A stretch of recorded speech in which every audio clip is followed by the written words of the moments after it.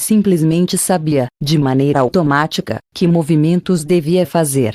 Foi uma das experiências mais maravilhosas da minha vida. As pessoas estavam todas dançando na presença do Senhor. No Antigo Testamento, os filhos de Israel com bastante frequência dançavam na presença do Senhor, louvando e adorando-o. O rei Davi certamente dançava em louvor na presença do Senhor, e haverá momentos em que dançaremos dessa mesma forma no céu. Na realidade, passaremos a maior parte do tempo cantando, dançando e louvando ao Senhor quando estivermos no céu. Tive uma experiência bastante interessante certo dia enquanto caminhava com Benjamin, o anjo que cuidava dos meus animais. Em meio à nossa conversa, de repente, Benjamin parou e olhou para cima, então me disse: "Desculpe, preciso ir", imediatamente desapareceu. Minutos depois, ele voltou a aparecer, dizendo: "Deus Pai me chamou". Ezequiel estava tagarelando novamente diante do trono de Deus. Ele está sempre mastigando ao Pai quando você irá para casa. Ele sente tanto a sua falta. Então fui até lá e o apresentei a uma linda coelhinha. Agora ele está bastante feliz e ocupado. Ezequiel era um coelhinho que eu tivera por 3 anos. Eu o ensinei a fazer suas necessidades em uma caixa para gatos e o deixava correr pelo corredor quando estava em casa. Ele era um bichinho maravilhoso e gostava de se aconchegar comigo no sofá quando eu me sentava para ler à noite. Ele foi mastigar um pedaço de madeira entalhada e morreu por conta disso. Lá estava meu pequeno Ezequiel, mastigando diante de Deus Pai, querendo saber quando irei para casa porque sentia muito minha falta. Quero que você pare para refletir sobre isso um pouco. Deus é um ser absolutamente ilimitado e todo-poderoso. Ele é a fonte de toda a energia e de toda a vida, o Criador de toda a criação. Ele habita em uma glória que somos incapazes de imaginar e governa um reino tão grande que não podemos sequer conceber. Deus também possui uma inteligência ilimitada e é tão grande que a terra na qual habitamos não passa de um grão de areia em meio à sua vasta criação. Então como é que esse Deus grande e tremendo, muito acima de qualquer capacidade humana de descrição, permite que um coelhinho insignificante salte até a sua presença e fique mastigando diante do seu trono tentando chamar sua atenção? A resposta é: umidade. Se há um ser que não precisa mais de qualquer gota de umidade é o Senhor. Não há nada maior que Deus e ele tinha o direito de sentir orgulho de tudo que é, mas, ainda assim, ele é tão humildade que se coloca em um relacionamento íntimo e de amor com até mesmo as menores criaturinhas que criou. Ele não é grande demais, nem sublime ou orgulhoso demais para deixar nem mesmo os menores em sua criação desprovidos de sua atenção pessoal. Oh, que Deus maravilhoso é esse a quem servimos! Quando paro para pensar nas características maravilhosas de Deus, tudo o que consigo fazer é lançar meu rosto ao chão e dizer: Santo, Santo, Santo. Capítulo 5. Como Jesus se parece? Miguel, por favor me diga, qual é a aparência de Jesus? Perguntei sentada de pernas cruzadas sobre a cama nas primeiras horas da madrugada. O quarto estava cheio de uma linda luz azulada. Como eu gostava daquela luz! Era tão pura, principalmente em comparação às trevas e ao mal que emanavam os demônios contra os quais vinha lutando tão intensamente. Aquela luz era pura e confortante.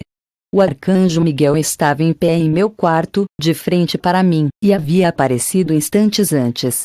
Ele estava encostado em uma parede, com a cabeça raspando no teto e os braços cruzados, relaxado. Um sorriso surgiu em seu rosto. Ele é tão lindo, você não faz ideia. Você acabou de comentar sobre a luz que emana de mim. Bem, ela é apenas um reflexo de sua glória, pois não há nada como a luz magnífica em volta de Jesus. Sua glória se manifesta em forma de luz, de todas as cores diferentes, em constante mutação. Pensei sobre aquilo por alguns instantes e falei: isso faz sentido para mim, como um arco-íris. Acredito que a pureza das cores em sua luz é tão linda que nenhum pigmento aqui neste mundo é capaz de reproduzi-la. Não é de se admirar que Deus tenha dado a Noé e a tudo o mais aqui na terra um arco-íris como símbolo da promessa de que nunca mais destruiria o mundo com inundações outra vez. Ele estende um pequenino pedaço de sua glória no céu toda vez que surge um arco-íris. Miguel concordou. Por favor, conte-me mais. Quero tanto ver Jesus. Sei que o Pai determinou que devemos viver pela fé, e não por vistas. Mas devo admitir que às vezes é difícil. Quero saber mais. Miguel franziu as sobrancelhas pensativo. Então disse: Bem, sempre fiquei bastante impressionado com a forma como Jesus compreende os humanos. Eles os conhecem melhor que eles mesmos. Acredito que essa é uma das razões pela qual ele veio à Terra como humano durante um tempo. Os anjos ficaram todos boquiabertos quando ele fez isso. Entenda que Jesus é Deus todo-poderoso, ilimitado, e habita em uma glória inacreditável, mas, mesmo assim, ele deixou tudo isso e veio ao mundo revestido de um corpo físico, nascendo como um indefeso bebê. Sempre pensei sobre isso, respondi. De certa forma, deve ter sido um choque enorme, depois de habitar continuamente na glória do céu. Mas ele ainda era Deus, mesmo habitando em um corpo humano físico, e claramente demonstrava que governava sobre todo o mundo físico, sobre toda a criação, quero dizer. A tempestade, o mar, os peixes, tudo o que era físico lhe obedecia. Sim, mas não creio que vocês humanos compreendam plenamente o quanto Jesus é intenso em relação a vocês nem o quanto ele os ama. Ele tem interesse absoluto em cada um de vocês e em tudo o que fazem. Ele intercede diante de Deus Pai por vocês continuamente. Nenhum detalhe na vida de vocês é pequeno o suficiente para não merecer sua atenção. O amor de Jesus por vocês é grande demais.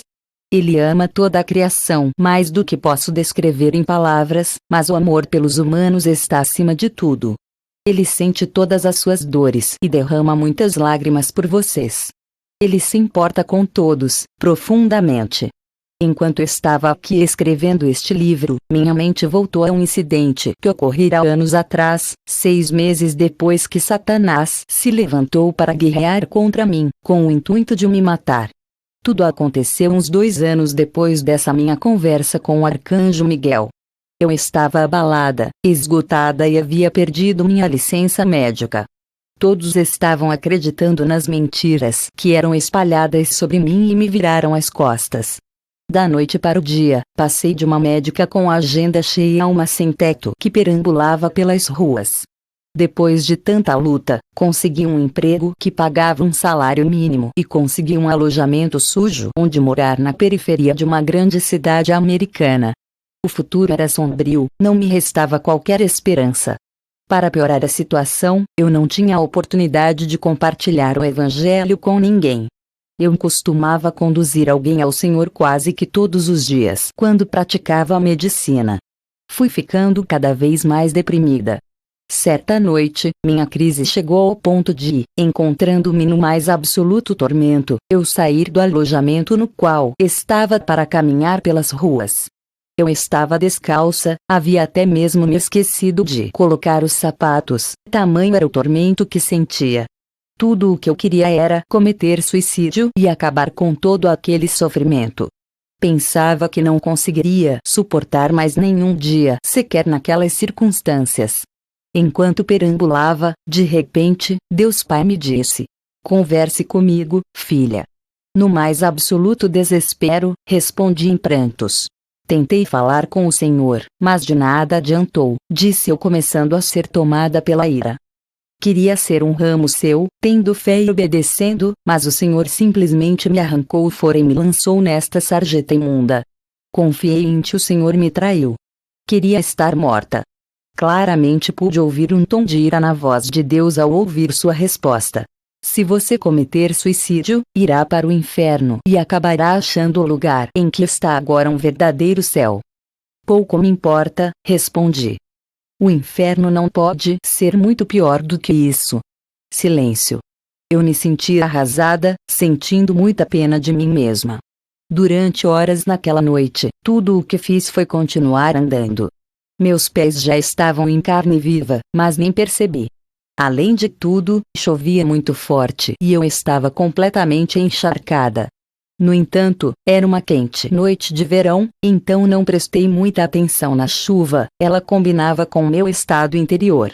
Deus falou comigo várias vezes naquela noite, pedindo que eu conversasse com Ele. Tudo o que conseguia fazer era expressar minha revolta e me lamentar pelas coisas que me haviam acontecido. Depois de um certo ponto, o pai se irou e se retirou. Eu estava com tanta raiva e perturbada comigo mesma que, sinceramente, pouco me importei. Por fim, quando os primeiros raios de luzes começaram a cortar o céu, eu estava tão exausta que desabei sobre a calçada. Apoiei o queixo sobre minhas mãos, os cotovelos sobre os joelhos e ociosamente fiquei observando o lixo flutuante em torno dos meus pés, indo em direção à sarjeta. Fazia algumas horas que eu não ouvia mais a voz de Deus e estava muito satisfeita aí com isso, pois certamente eu e ele não estávamos chegando a consenso nenhum. Eu estava com raiva, e Deus estava ficando irado. Então, novamente ouvi: "Converse comigo, filha." Comecei a chorar desesperada. Por que devo conversar com o Senhor? Do que adiantará? Não irá fazer eu me sentir melhor e o Senhor acabará irado comigo. Ainda acho que o Senhor me traiu. Sentada com as mãos sobre o rosto, esperando a mesma resposta com tom de ira de antes, fui surpreendida com uma voz doce que disse: "Não estou irado com você, filha. Nunca fiquei irado com você. Eu sei o que é sentir fraqueza." O pai sentiu fraqueza, então ele tende a ficar frustrado com a fraqueza humana.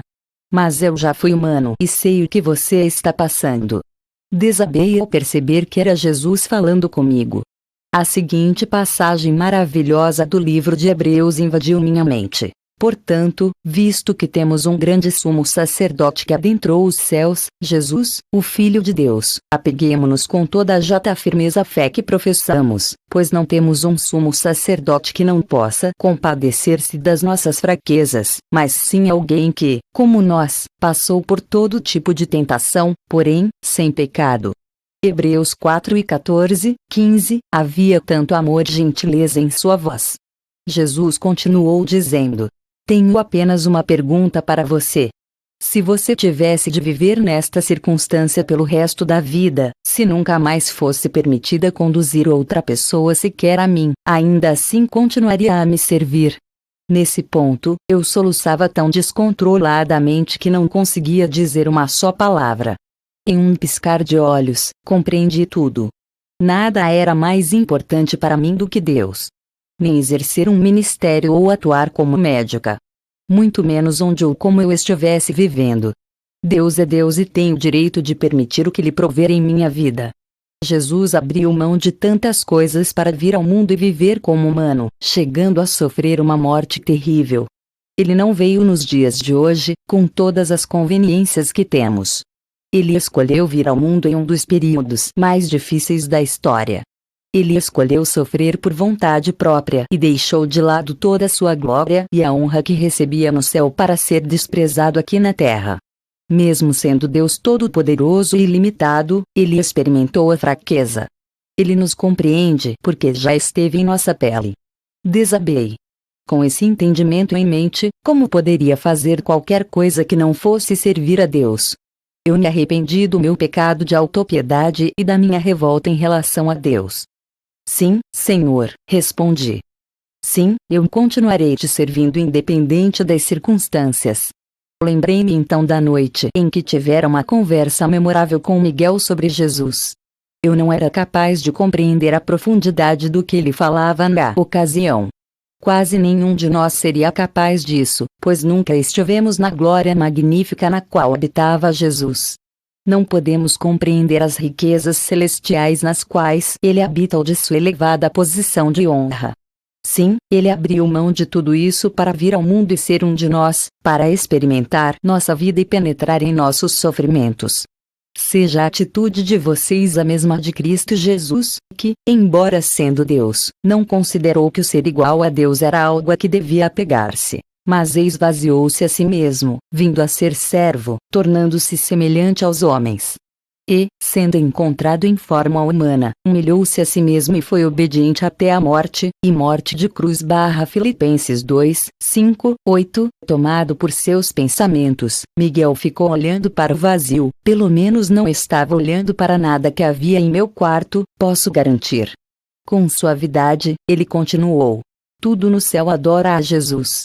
Ele é tão maravilhoso que não podemos evitar. É nosso maior prazer louvá-lo e servi-lo. E nossa maior alegria fazer tudo por ele. Nós o amamos e ele nos ama de volta com muito mais. Ele irradia o mais puro amor.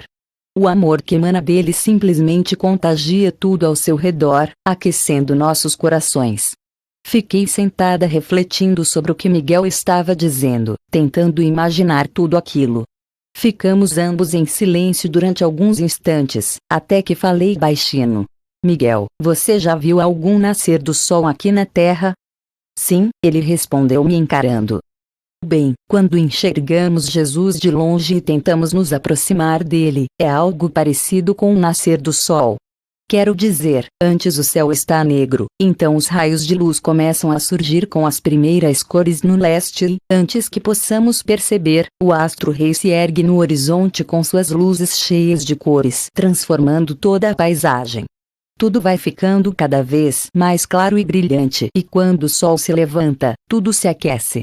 É algo parecido com isso? Novamente Miguel sorriu. Sim, podemos dizer que é parecido, com a diferença de que a glória de Jesus é como milhares de sóis nascendo ao mesmo tempo. Ele é tão magnífico que não encontro palavras para descrevê-lo. Simplesmente o adoro. E eu também. Fiquei lá sentada com a cabeça curvada enquanto era tomada de reverência pela grandeza, pela glória e pelo amor imensuráveis de Deus. Vemos somente um pequeno reflexo dele aqui na Terra, um reflexo bastante imperfeito, por sinal. Mas um dia, oh, que dia maravilhoso será este! Nós o veremos como ele de fato é.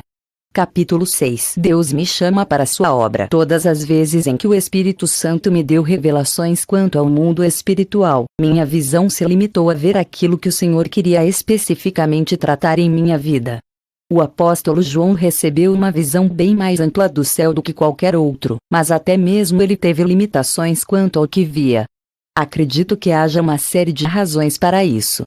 Primeiro, recebemos tais visões ainda em um estado carnal e pecaminoso. Deus nos ordena a viver pela fé e não teremos pleno acesso às maravilhas de Deus e do céu até que deixemos nossa atual condição e recebamos nosso corpo glorificado, livre de qualquer pecado. Ou seja, isso não acontecerá até morrermos. Segundo, sempre será impossível vermos tudo porque Deus é ilimitado, enquanto nós temos diversas limitações. Eu antes pensava que quando chegasse ao céu teria de enfrentar uma enorme fila de pessoas para poder chegar até a presença de Deus.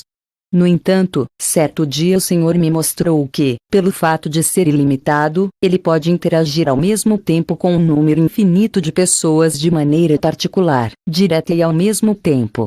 Haverá inúmeros momentos ao longo da eternidade que cada um de nós passará com Deus individualmente, em particular. Também haverá ocasiões nas quais estaremos juntos de outros louvando e adorando a Deus em grupo, como João viu em Apocalipse 7. Depois disso olhei, e diante de mim estava uma grande multidão que ninguém podia contar, de todas as nações, tribos, povos e línguas, em pé, diante do trono e do Cordeiro, com vestes brancas e segurando palmas. E clamavam em alta voz: a salvação pertence ao nosso Deus, que se assenta no trono, e ao Cordeiro. Apocalipse 7, 9, 10, e por isso que praticamente todas as pessoas que já tiveram o privilégio de vivenciar a realidade do céu possuem uma percepção diferente desse lugar celestial, e testemunhos únicos para compartilhar. Ninguém é capaz de dizer que viu ou vivenciou tudo o que existe lá, pois certamente cada uma dessas visitações ocorreu por algum propósito bem específico. Deus controla por completo tudo o que vemos e experimentamos nessas ocasiões. Nunca se esqueça de que todas essas experiências, na verdade, não passam de breves vislumbres do mundo espiritual. Não tenho a menor dúvida de que o Senhor na realidade jamais permitiria que um de nós experimentasse por completo as maravilhas do céu, porque certamente ríamos vivendo no mais absoluto tormento depois de retornarmos à terra, vivendo neste mundo devastado pelo pecado. O mais impressionante é que foi isso exatamente o que Jesus fez. Quase um ano depois de eu ter perdido minha licença médica, tive uma experiência bastante intensa. Literalmente da noite para o dia, perdi tudo o que tinha: minha linda casa, minha família, meus amigos da igreja e minha carreira. Por 2 meses de extrema angústia, vaguei pelas ruas como uma sem-teto em uma grande metrópole com alto índice de criminalidade. Quase morri de fome por não ter nenhuma das manhas dos moradores de rua. Passei de uma médica com a agenda lotada a uma Maria Ninguém. Quando finalmente consegui um emprego que pagava apenas um salário mínimo em um pequeno escritório, isso me possibilitou mudar para um alojamento barato em uma área carente da cidade, o qual não era muito melhor do que viver nas ruas. A maioria das minhas roupas foi roubada. Por conta disso, praticamente não tinha o que vestir, então não era bem aceita em nenhuma igreja grande e rica em que entrava. Todos me viravam a cara quando me viam usando calças jeans, camiseta e tênis, todos cheios de buracos. Então acabei frequentando igrejas bem pequenas que praticavam algum tipo de caridade com gente carente e miserável. Todas essas igrejas eram de natureza pentecostal, o que eu nunca havia experimentado antes. Não demorou muito para ouvir que a fonte de todos os meus problemas era porque eu não havia recebido o batismo no Espírito Santo. Tudo o que me explicavam a esse respeito se limitava a ser cheia do Espírito Santo e falar em línguas. Durante um ano inteiro, busquei desesperadamente esse dom. Jejuei, orei, implorei a Deus e passei horas ajoelhada em frente aos altares das igrejas e em casa, com outras pessoas, impondo as mãos e orando por mim. Todos ao meu redor recebiam o tal batismo, menos eu. Por mais que tentasse, orasse ou os outros intercedessem por mim, nada acontecia. Por fim, ouvi que eu certamente estava bloqueando fluir o Espírito Santo em minha vida. Ou seja, tudo era culpa minha. Depois de praticamente mais um ano, o Senhor começou a falar comigo de maneira bastante intensa, dizendo-me que Ele estava me chamando para um ministério de alcance mundial. Só podia ser piada. Como eu poderia me imaginar ensinando outras pessoas se eu mesma era um completo fracasso? Eu tinha certeza de que, se ousasse me levantar para ensinar outras pessoas, certamente seria cobrada por Deus em relação a cada palavra que saísse da minha boca. Como eu estava bloqueando o Espírito Santo, jamais ousaria fazer tal coisa. Sempre que o Senhor falava comigo sobre esse assunto, pedindo que eu aceitasse o seu chamado, tudo o que conseguia responder era: de jeito nenhum, Deus. Eu jamais poderia fazer isso. Eu nem mesmo consigo falar em línguas.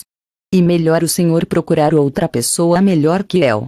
Por fim, depois de alguns meses resistindo, certa noite, sem conseguir dormir e me mexendo de um lado para o outro na cama, ouvi o Senhor falar claramente comigo: mulher, levanta-te. Em um piscar de olhos, eu me vi na sala do trono de Deus. Era a primeira vez que eu me encontrava ali. Eu estava ajoelhada, com o rosto prensado contra o chão. Imediatamente fui esmagada pela santidade de Deus. Eu estava mesmo na presença do Senhor e tremia de medo enquanto todas minhas falhas e erros passavam por minha cabeça como um filme. Comecei a chorar e a implorar a Deus que me enviasse de volta à terra. Por favor, Senhor, eu clamava, me leva de volta. Ó Deus, por favor, me permita voltar imediatamente. Não sou digna de estar aqui. É tudo muito diferente quando estamos no mundo espiritual. Nossa visão não é limitada somente ao que nossos olhos veem. Meu rosto estava encostado no chão, mas eu podia claramente ver tudo ao meu redor ao mesmo tempo. O chão sob mim era duro e feito de uma substância semelhante ao cristal. Era lindo e havia uma imensa profundidade nele. O trono de Deus era branco e enorme. Havia uma escadaria que conduzia ao trono e eu sabia que lá estava sentado o Deus Todo-Poderoso, mas tudo o que conseguia ver era uma luz branca tão brilhante que não me permitia enxergar nada através dela, como se olhasse diretamente para o sol em pleno meio-dia aqui na terra. Então, Deus se levantou e desceu de seu trono. Enquanto estava encolhida ali no chão, Deus andou até minha direção, inclinou-se e colocou as mãos em cada um dos meus braços. Ele me ergueu, colocando-me de pé e ficou me segurando, olhando-me diretamente nos olhos. Em estado de choque, fiquei contemplando para aqueles incríveis olhos azul escuro. Não me lembro de nenhum outro aspecto sobre seu rosto, somente dos olhos. Eles me penetravam a alma e o espírito intensamente. Era óbvio que ele conhecia cada um dos meus pensamentos. Então me disse de maneira bastante firme: filha, às vezes você me irrita. Pasma. De tudo o que Deus poderia me dizer, aquilo certamente jamais passaria por minha cabeça. Fiquei lá de queixo caído, incapaz de manifestar qualquer reação. Momentos depois, apenas consegui balbuciar: me perdoe, por favor, me perdoe, lamento muito. Silêncio. Ele disse severamente: aqui está você, fazendo todas as suas falhas, erros e fraquezas passarem diante de mim. Francamente, filha, acho tudo isso muito chato. Estou somente interessado em uma única coisa: em sua disposição em obedecer. Não estou procurando nenhum servo perfeito. Não há ninguém perfeito entre a raça humana. Há somente um servo perfeito, o meu filho. Então, se você estiver mesmo disposta a obedecer, ele poderá fazer qualquer coisa através de você. Deus me colocou de volta ao chão e voltou ao trono. Fiquei pasma com o que ele me dissera. Nós, humanos, estamos sempre interessados nas falhas, nas fraquezas e nos erros uns dos outros. Gostamos de falar e apontar os erros dos outros, entregando-nos ao pecado da fofoca. Por quê? Porque enquanto ficamos contemplando as falhas dos outros, nos decepcionando com as pessoas e preferindo ignorá-las, convenientemente nos esquecemos de que não somos em nada melhor que elas. Muitos relacionamentos são destruídos porque não conseguimos aceitar as imperfeições dos outros. A lua de mel de muitos jovens casais chega ao fim quando descobrem os erros e defeitos do cônjuge. Deus não está nem um pouco interessado em nossas falhas. Ele não passa seu tempo no céu pensando nisso. Na verdade, acha esse assunto bastante chato, exatamente o contrário do que nós, humanos, costumamos achar. Ao refletir sobre o que ele me dissera, percebi que Deus Pai, Jesus e o Espírito Santo estavam juntos conversando sobre a possibilidade de enviar outro para realizar a obra para a qual Deus estava me chamando, levantando as seguintes perguntas: quem enviaremos? Quem irá no lugar dela? Simplesmente soube, de todo o coração, que eles queriam mesmo me enviar. Quem era eu para recusar o chamado de Deus? Por fim, ainda tímida, levantei a cabeça e disse com a voz trêmula: Senhor, estou disposta a ir, mas sinceramente acredito que o Senhor poderá encontrar alguém muito melhor do que eu. Imediatamente Deus se voltou em minha direção e me colocou de pé. Queremos enviar você, filha. Mas há um grande problema que nos impede disso, disse ele calmamente. Por favor, pai, falei tremendo e com lágrimas escorrendo pelo rosto, talvez o Senhor consiga resolver, pois certamente sou incapaz disso. Sim, Deus disse, resolveremos. Assim que ele disse isso, vi que o Espírito Santo estava ao seu lado. O Espírito Santo então me tomou em suas mãos e olhou profundamente em meus olhos. Novamente, não tenho qualquer lembrança de como era sua face. Imediatamente percebi que não havia nada a meu respeito que ele não conhecesse, nenhum pensamento, sentimento ou ação. Permaneci em silêncio, olhando para ele, que então disse: Agora irei revelar-te o meu poder. Simplesmente não tenho palavras para descrever o que vi. Acredito que não exista mesmo palavras para isso. O Espírito Santo é Deus e seu poder é ilimitado. Foi através do seu poder que toda a criação foi trazida à existência. Ele é o poder de Deus que flui em tudo. Se ele não estivesse me segurando, eu teria simplesmente desmoronado no chão como uma boneca de pano.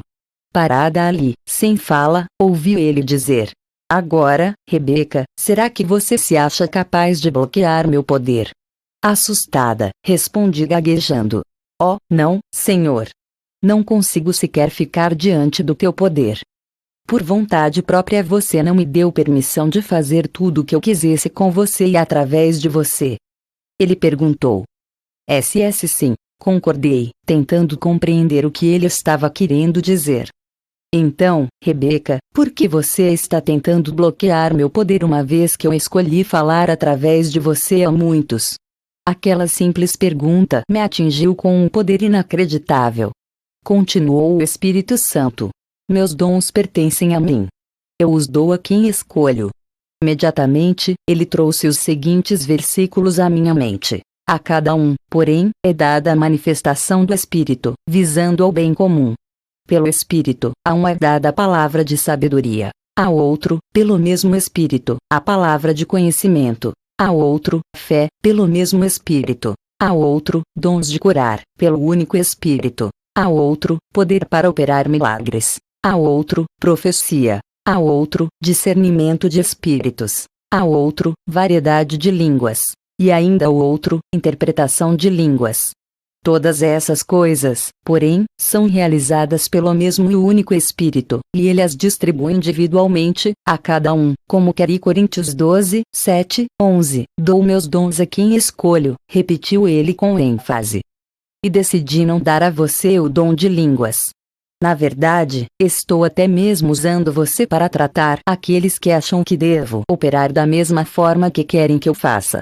No mesmo instante, tudo ficou resolvido em minha mente. O Espírito Santo é Deus e Ele mesmo escolhe se quer dar um dom em particular a alguém ou não. Essa escolha pertence a Ele.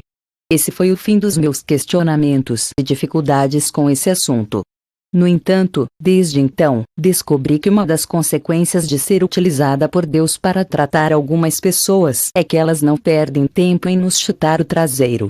Então o Espírito Santo prosseguiu, falando de forma bastante clara. Faço uma aliança com você agora. Enquanto você andar em obediência a mim, sempre que você se levantar para falar, serei eu falando através de você. Você não irá me sentir de maneira alguma, terá de crer e caminhar nisso pela fé. Não há sinais ou sensações na fé, então não deixe que isso seja um empecilho para você, pois jamais falharei quanto a isso. Curvei minha cabeça e disse: sim, Senhor.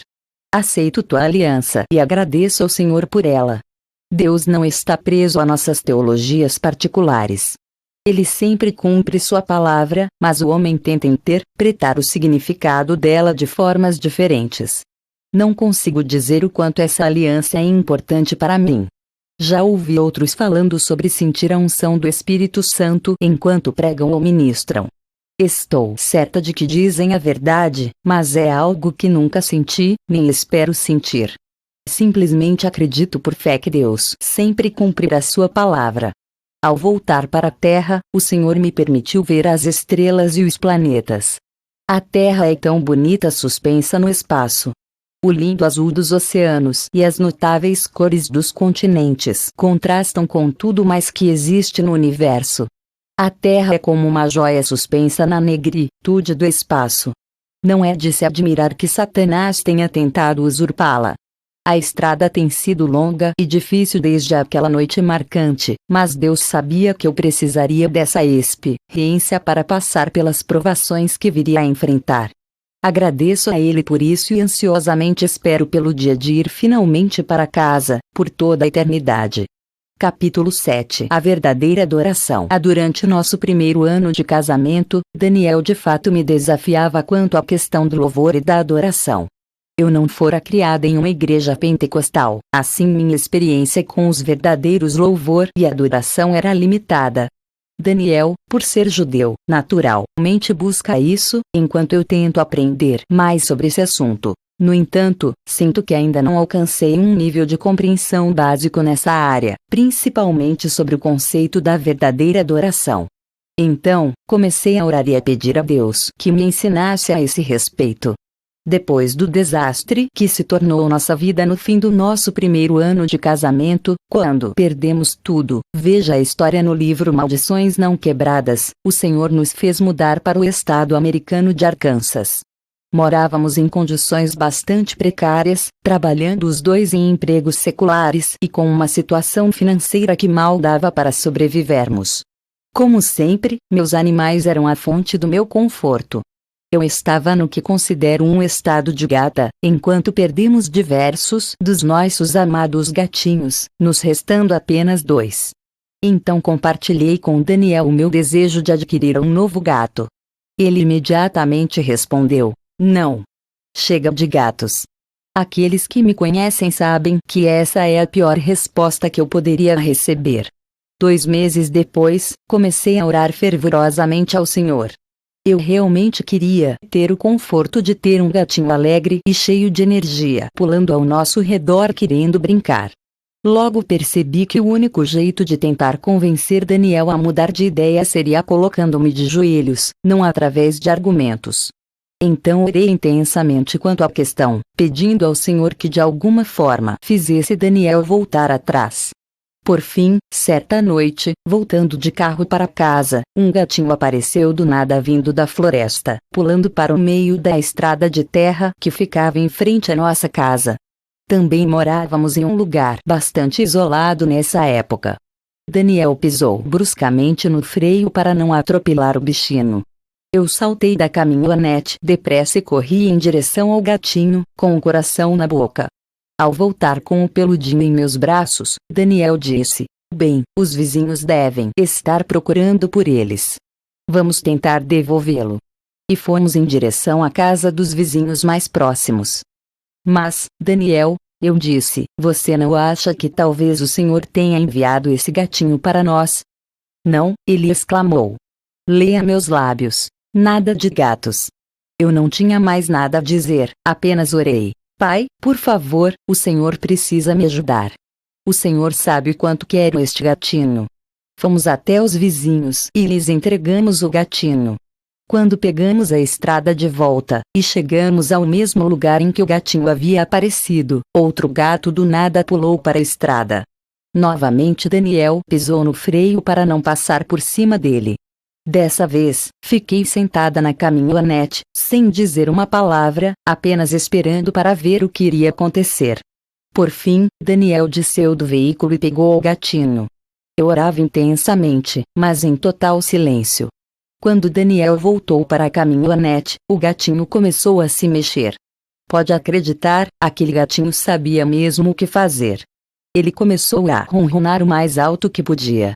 Ele levantou uma patinha e gentilmente afagou o rosto de Daniel, esfregando sua testa pelo rosto do meu marido e dando-lhe beijinhos de felino. Daniel ficou sentado em silêncio, enquanto o gatinho realizava seus truques. Eu sabia que Daniel não poderia resistir ao charme daquele gatinho, pois ele também amava os animais, e aquele gatinho era mesmo bem carismático. Como era de se esperar, Daniel baixou a guarda diante da persuasão do bichinho e disse devagar: bem, acho que acabamos de ganhar um novo gatinho. Eu não abri a boca, mas em minha mente estava agradecendo ao Senhor. O gato era completamente negro, não possuindo nenhuma outra cor em sua pelagem, então nós o chamamos de Raven, corvo, em homenagem aos pássaros que levaram comida ao profeta bíblico Elias. Assim que chegamos em casa, Raven veio atrás de mim e nunca mais quis saber do Daniel. Eu e ele fomos imediatamente conectados. Ele queria ir para o quintal durante o dia, então eu o deixava do lado de fora quando saía para trabalhar, mas Raven logo aprendeu a hora em que eu chegava em casa à noite. Ele sempre ficava esperando por mim nos degraus em frente à nossa casa. Assim que eu aparecia na estrada, ele pulava dos degraus e corria em direção ao carro. Seu tempo era sempre perfeito, ele já se encontrava ao lado do veículo quando eu saltava e dava um grande salto até meus braços. Então, pelos 15 minutos seguintes Raven ficava absorto. Ele ronronava o mais alto que podia, esfregando sua cabeça em meu rosto, dando-me abraços e beijos de gatinho. Raven também era bastante intenso em demonstrar o quanto me amava, que se mexia e se contorcia tanto que quase chegava a cair dos meus braços. Ele ronronava tanto que se esquecia de engolir sua saliva. Eu, é claro, adorava todos esses momentos. Por quase um ano Raven nunca deixou um dia sequer de me dar as boas-vindas, fazendo tudo a seu alcance para demonstrar o quanto ficava contente em me ver, em demonstrar seu amor. Por fim, certo dia, desfrutando do carinho de Raven, o Senhor me disse claramente: "Filha, você está experimentando agora a verdadeira adoração." Levei um susto tão grande que quase deixei Raven cair. "O que? Acho que não estou entendendo, Senhor." "Você é 100% o centro da vida do Raven," o pai disse. "Ele tem absoluta adoração por você. Ele não pensa em nada além de você e faz tudo o que pode para demonstrar o quanto a ama e como fica contente em ver você. Isso é a verdadeira adoração. Infelizmente, muitas vezes, meu povo acha que somente se colocar de pé e cantar, talvez até levantando as mãos, seja entrar em adoração. Mas ficam com a mente voltada para outras coisas. Não estão 100% pensando em mim e tentando tudo ao seu alcance para me demonstrar o quanto me amam." Entrei em casa refletindo sobre o que o Senhor acabara de me revelar. Ele continuou dizendo: "Cada um tem uma maneira diferente de se relacionar comigo. A verdadeira adoração é um fluir de amor e veneração. Não significa seguir um determinado padrão ou um tipo particular de música. O que mais importa para mim é o coração. O coração do Raven pertence a você 100%, filha." Qual é a sua resposta diante de toda a adoração dele? "Amo isso, é claro," foi minha resposta imediata. "Tudo o que consigo fazer é demonstrar também o quanto amo." "Exatamente," disse o Senhor. "E por isso que minha palavra afirma que eu habito em meio aos louvores do meu povo." Essa foi uma lição que eu jamais esquecerei. O Senhor me mostrou o verdadeiro significado do louvor e da adoração naquele dia. Infelizmente, uma semana depois, Raven simplesmente desapareceu. Eu nunca mais voltei a vê-lo. Ainda sinto imensamente sua falta depois de tantos anos, mas compreendo que o Senhor o havia enviado a mim para me ensinar essa importante lição. Espero um dia voltar a me encontrar com ele. Capítulo 8. Ao amor de Deus. Anos atrás, eu estava em uma loja em um shopping center quando adentrou uma senhora que havia acabado de comprar um gato abissínio. Ela o tirou do suporte e o mostrou a mim. Eu fiquei apaixonada de imediato. Aquele era o gato mais lindo que eu já havia visto, e sempre desejara ter um daquela raça, sobre a qual eu havia lido bastante. No entanto, eles eram tão caros que eu simplesmente não podia pagar por um. Anos depois, enquanto eu estava morando na Califórnia, trabalhando na editora Chic Resista Não Publications, cerca de um ano após a publicação do meu primeiro livro, um homem veio visitar a editora e perguntou à recepcionista se poderia falar comigo. Ela imediatamente ligou para o meu ramal e solicitou que eu comparecesse à recepção. O homem me cumprimentou com um aperto de mão e me entregou um envelope. Quando perguntei qual era o seu nome, ele simplesmente disse que isso não era relevante, uma vez que se tratava somente de um mensageiro. Ele disse: "O Senhor diz que há algo que você tenha esperado há anos, mas que nunca teve condições de adquirir. Ele desejar conceder a você esse desejo, e poderá utilizar isto para obter aquilo que tem ansiado." Eu mal tive tempo de agradecer antes de ele dar meia volta e ir embora. Nunca mais o vi de novo. Quando olhei dentro do envelope, vi que havia dinheiro dentro, exatamente a quantia exata para se comprar um gato abissínio. Mal pude esperar para encerrar o expediente no fim do dia e procurar um criador de gatos daquela raça. Levou alguns dias, mas finalmente encontrei um criador na região de Los Angeles. Ela tinha somente um gato macho disponível e fiquei absolutamente encantada quando vi, então levei Benjamin para casa comigo. Eu o chamei de Benjamin em homenagem ao anjo que cuida dos meus animais. Os gatos abissínios tendem a ser animais de uma pessoa apenas. Benjamin se tornou completamente ligado a mim. Eu o amava e ele me amava. Aquele era um relacionamento estabelecido no céu. Eu trabalhava muitas horas por dia e tinha uma vida bastante agitada. Havia sempre uma enorme quantidade de mulheres que vinham à minha casa receber ministração.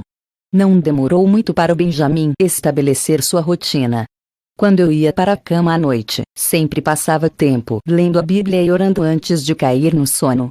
Benjamin ficava brincando em torno da casa, mas sempre que me ouvia colocar a Bíblia de volta à mesinha de cabeceira, ele entrava no quarto. Assim que eu desligava a luz, ele pulava em minha cama e vinha até minha cabeça, ronronando e dando-me beijos de gato, esfregando sua testa em meu rosto. Aquele era o nosso momento de simplesmente demonstrar amor e desfrutar da companhia um do outro. Por fim, ele dava 3 voltas e apoiava sua cabeça em meu ombro, ronronando enquanto pegávamos no sono. Benjamin nunca deixou de fazer isso uma noite sequer, quando eu estava em casa. Quando Benjamin tinha cerca de 3 anos de idade, uma das garotas que moravam comigo perguntou se poderia ter um gato siamês. Eu não me importei e depois de orar senti que seria algo muito bom para ela. Procuramos e finalmente compramos um gato siamês macho. Quando o trouxemos para casa, ele olhou o ambiente e, quando viu meu cachorro e os outros gatos, assobiou e ficou todo arrepiado, correndo pela casa até meu quarto, escondendo-se debaixo da cama. De nada adiantou tentar convencê-lo a sair de debaixo da minha cama. Então decidimos deixá-lo ali até que ele percebesse que ninguém o machucaria. Ele era um animal bastante tímido, então nós lhe demos o nome de Tomé, como aquele que tinha dúvidas na Bíblia. Éramos obrigados a colocar a água e a ração do Tomé sob a cama, uma vez que ele insistia em não sair. Na verdade, ele acabou passando suas 4 primeiras semanas inteiras em nossa casa debaixo da minha cama. Não demorou muito para que Benjamin descobrisse que na verdade havia um gato estranho sob sua cama, em seu quarto. Ele ficou furioso. Na primeira noite, Benjamin não entrou no quarto quando terminei de ler a Bíblia, nem pulou em minha cama quando desliguei a luz. Em vez disso, ficou parado na porta do meu quarto, sem se mexer. Ele rosnava, miava e assobiava. Tentei pegá-lo no colo, mas ele pulava dos meus braços e saía correndo. Logo depois, voltava para a porta. Tentei conversar com ele, dizendo-lhe que Tomé era um gatinho assustado e que ele deveria ter compaixão, mas Benjamin não queria ouvir. Ele me manteve acordada a noite inteira, e nas noites que se seguiram. Por 2 semanas, ficou relutante. Parou de comer e perdeu peso. Eu estava ficando bastante preocupada com ele e fazia tudo ao meu alcance para mostrar a Benjamin que eu o amava tanto quanto antes. Por diversas vezes tentei pegá-lo no colo e dar-lhe carinho, mas ele não me deixava sequer tocá-lo. Toda a noite era a mesma coisa, ele ficava sentado na porta de entrada do meu quarto e permanecia acordado. Tentei mudar o Tomé para um quarto diferente, mas assim que podia ele corria de volta para debaixo da minha cama. Pensei seriamente na possibilidade de procurar uma outra casa para o Tomé morar, pois parecia que ele não se adaptaria ao nosso lar. Mas a jovem para quem eu o havia comprado deu um ataque e implorou que ficássemos com ele. Como eu poderia ter comprado o Tomé para ele e depois querer mandá-lo embora? Era uma situação bastante difícil. Por fim, depois de 2 semanas, eu havia me cansado de tudo aquilo. Eu havia perdido a companhia do Benjamin e estava ficando bastante preocupada que ele morresse de fome, uma vez que Tomé não demonstrava qualquer sinal da adaptação. Naquela noite, liguei a luz do meu quarto e clamei ao Senhor em desespero. Pai, por favor. O Senhor criou o Benjamin, então será que não poderia falar com ele e lhe dizer que eu o amo tanto quanto antes? O Senhor o criou, então sei que pode se comunicar com ele. Por favor, Senhor, preciso desesperadamente da sua ajuda. Tudo ficou em silêncio de repente, até eu estava me preocupando por Benjamin ter ficado calado de repente. Minutos depois, senti o pulo suave de Benjamin na ponta da minha cama. Bem devagarinho, ele veio em direção à minha cabeça. Eu estava com a respiração presa, esperando para ver o que iria acontecer. Por fim, Benjamin ficou com seu focinho a poucos milímetros do meu rosto e parou, me encarando. Eu olhava de volta, sem mover um músculo, mas em minha mente não parava de clamar: por favor. Pai, diga-lhe o quanto amo. De repente, a barreira caiu e Benjamin pulou em meu peito, esfregando sua testa contra meu rosto, ronronando o mais alto que podia. Cheia de alegria, eu o abracei e lhe dei carinho. Eu chorava, ele chorava e me lambia. Tivemos um momento maravilhoso. Por fim, ele deu 3 voltas em torno de si e apoiou sua cabeça em meu ombro, ronronando para dormir. Fiquei deitada dizendo: "Oh, obrigada, Senhor. Muito obrigada por falar com Benjamin." De repente, o Senhor me disse: "Filha, quantas vezes você agiu como Benjamin? Quantas vezes permiti que algo doloroso sobreviesse à sua vida e você ficou chateada pensando que eu não a amava mais? Você sempre se isolava e deixava de falar comigo, assim como Benjamin fez com você. Quantas vezes você ficou sentada na porta da minha sala do trono, sentindo-se desprezada, desejando meu amor e falar comigo, mas recusando-se a entrar?" Então o Senhor trouxe à minha mente o seguinte versículo, no qual Jesus disse: "Jerusalém, Jerusalém, você, que mata os profetas e apedreja os que lhes são enviados. Quantas vezes eu quis reunir os seus filhos, como a galinha reúne os seus pintinhos debaixo das suas asas, mas vocês não quiseram." Mateus 23:37, o Senhor continuou falando comigo. "Você achava que eu não a amava mais, mas meu amor jamais mudara. Eu estava sempre com os braços abertos para você, desejando que você pulasse em meu colo, assim como a galinha recolhe seus pintinhos sob suas asas para protegê-los. Mas você relutava." Comecei a chorar, atingida por aquela revelação. "Oh, Senhor, obrigada", eu chorava. "Nunca mais quero agir como o Benjamin outra vez." E quanto a você, querido leitor, você está agindo como Benjamin neste instante? Deus levou para casa alguém que você amava ou permitiu que circunstâncias difíceis sobreviessem à sua vida? Alguém magoou você profundamente e você está culpando Deus por isso? Você tem se isolado de Deus, pensando que Ele não o ama mais. Está se sentindo deprimido e sozinho, chorando à porta da sala do trono de Deus, com raiva dele. Se sim, posso testificar a você que Deus o ama como sempre o amou. Ele está de braços abertos para você neste exato momento, com o mesmo amor de sempre. A escolha é sua. Você precisa dar um passo em direção a Ele. Sabe o que é essa porta? E a disposição de servir a Deus incondicionalmente.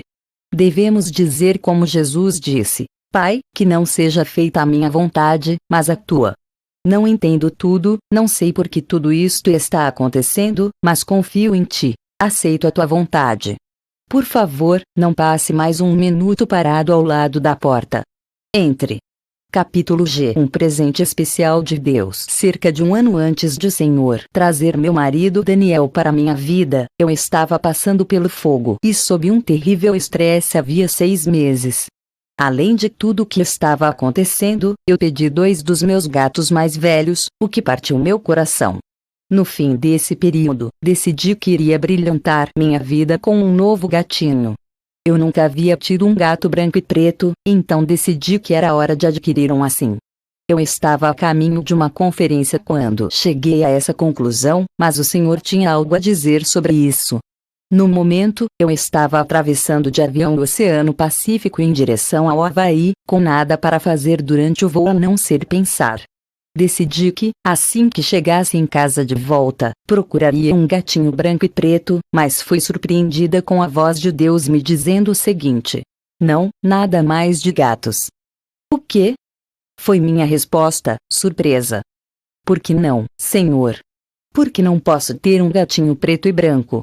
O Senhor respondeu: "Estou prestes a trazer grandes mudanças para sua vida e este não é o momento mais adequado para adquirir um novo gato."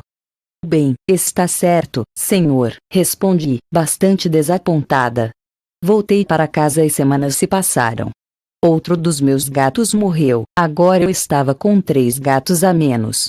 Considerei estar em um estado de fome de gato, mas obedeci ao Senhor e não adquiri nenhum outro para substituir um dos que haviam partido. Então, certo dia, uma colega de trabalho me disse que gostaria de adquirir um gato para seu filho, achando que poderia ser uma boa companhia para ele. Ela morava em casa própria e tinha bastante espaço para um gato, então me pediu para ajudá-la a encontrar um. Eu não estava nem um pouco afim de procurar gatos, principalmente porque estava lidando com a questão com bastante pesar, não me sentindo a pessoa mais indicada para isso no momento. Então pedi que Elaine e outra garota que estava morando conosco na época fossem a um pet shop ver se encontravam algum gato indicado. Não demorou muito e elas voltaram com um gatinho nos braços. E consegue imaginar que gato trouxeram para casa? Isso mesmo. Um lindo gato preto e branco. Eu dei uma olhada nele e disse: por favor, coloque-o em um dos quartos e tranque a porta. Não quero mais nem olhar para ele. O combinado seria minha colega de trabalho passar para pegá-lo depois do expediente. Eu tinha certeza de que ela se apaixonara por ele no instante em que o visse, e que seria muito difícil assistir àquela cena. Elaine se incumbiu de realizar a entrega e havia feito tudo conforme eu determinara, mas de repente ela ficou com um semblante engraçado. O que foi? Perguntei. Bem, provavelmente você não vai acreditar, mas o senhor me disse para comprar 2 gatos quando eu estava no pet shop. Eles haviam acabado de receber uma ninhada de gatinhos com pelo branco e preto e aquele da sua colega era o mais bonito, mas havia outro quase tão bonito quanto. Sinceramente acho que o senhor me disse que o segundo era para você, mas eu respondi: não, senhor, Rebecca irá me matar se eu chegar em casa com 2 gatos, principalmente depois que o senhor disse que chega de gatos. Resumindo, comprei 2 gatos, um trouxe para casa e o outro ainda está no pet shop. Fiquei sentada em silêncio durante algum tempo, de fato não acreditando que ela ainda havia escutado a coisa direito. Por fim, ela contou toda a história outra vez e disse: Rebecca, acho que se pelo menos você der uma olhada no gatinho e perguntar ao senhor se eu ouvi corretamente. Oh, está certo, respondi com um suspiro. Assim que abri a porta do quarto, uma linda gatinha veio saltitando até mim e pulou em meus braços. Eu me sentei na cama e fiquei lhe afagando. Ela se instalou em meu colo cheia de alegria, ronronando o mais alto que podia. Ali olhando para ela, o senhor começou a falar comigo. Filha, Elaine está certa. Esta gatinha é para você. Sabe por que estou dando ela a você? Não, senhor, respondi espantada. O senhor me disse que não era mais para adquirir gato algum. Eu lhe dei ela por uma única e simples razão. Era o que você queria, foi sua resposta. Fiquei aturdida. Jamais me ocorrerá que o pai me daria alguma coisa simplesmente porque eu queria. Eu estava envolvida no severo mundo da batalha espiritual por tantos anos e havia experimentado tantos momentos de dificuldade que tal conceito jamais entrara em minha mente. O Senhor continuou: eu tenho um coração de pai.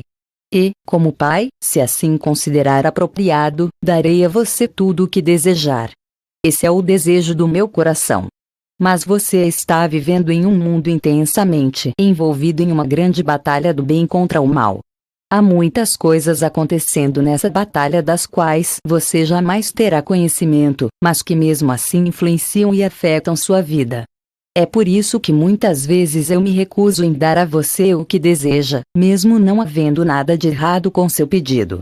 O Senhor continuou: há alguns meses atrás, sondamos a região na qual você vive para encontrar a gata cujo dono levaria os filhotes para serem vendidos no pet shop que eu sabia que ela iria. Criamos esta gatinha especialmente para você e a colocamos naquela gata. Todos nós participamos da criação dela. Jesus, por sinal, criou o coração dela especialmente para você. O Espírito Santo tocou sua boca e eu a moldei.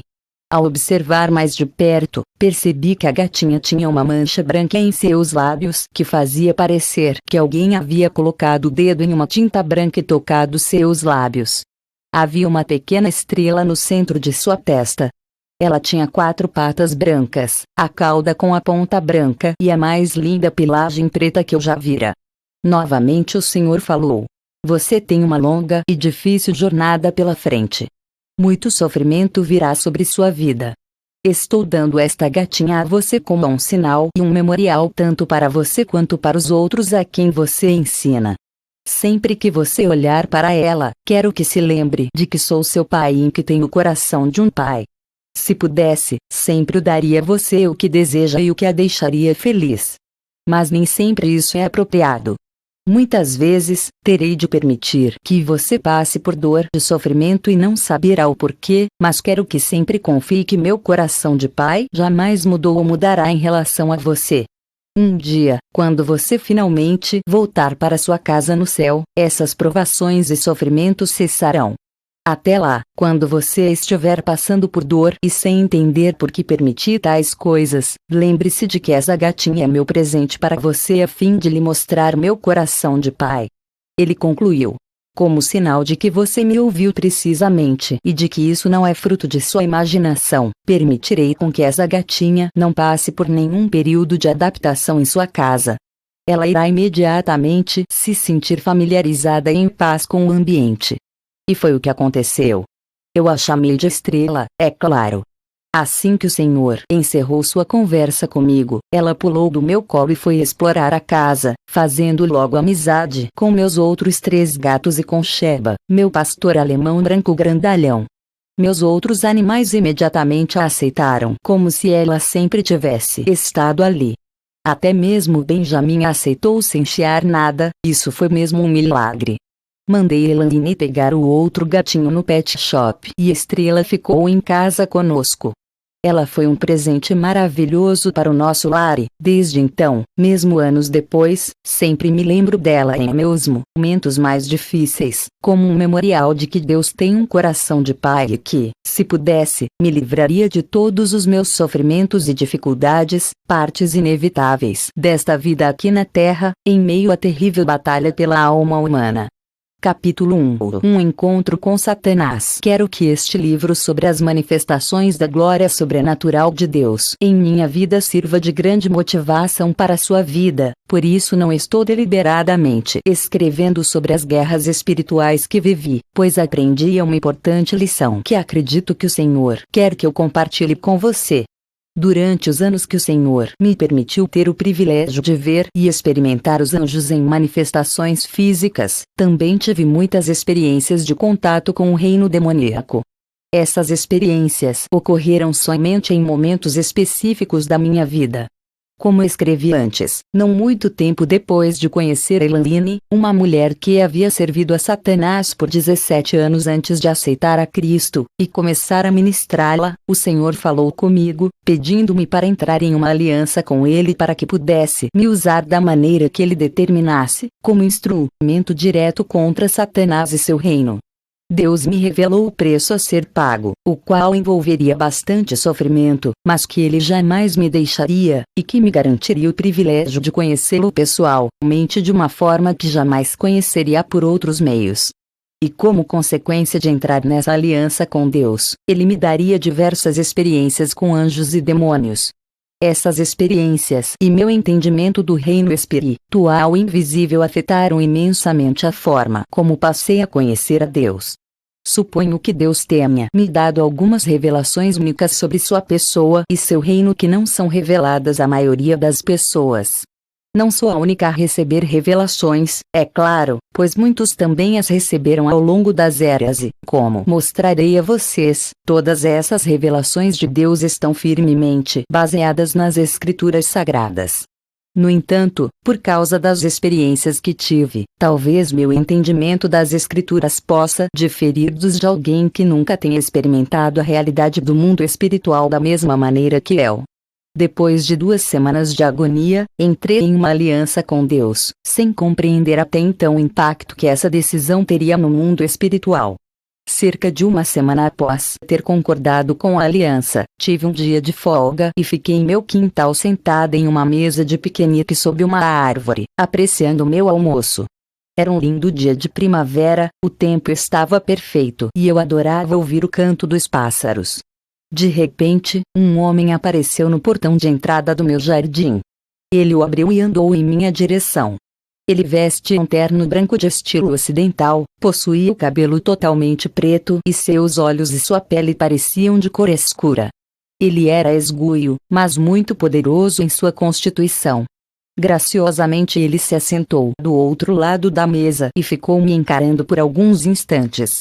Ao olhar para ele, imediatamente percebi, sem sombra de dúvida, que se tratava do próprio Satanás sentado bem à minha frente.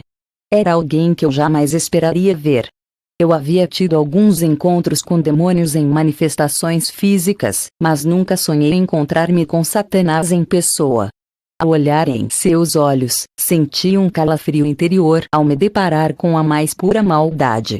Senti como se algum poder estivesse me conduzindo para frente, a ponto de quase me desequilibrar, mas algo me puxava de volta, mantendo-me estabilizada. Satanás! Exclamei. Ele concordou com a cabeça. O que você quer? Perguntei. Mulher, você ousa mesmo se levantar contra mim?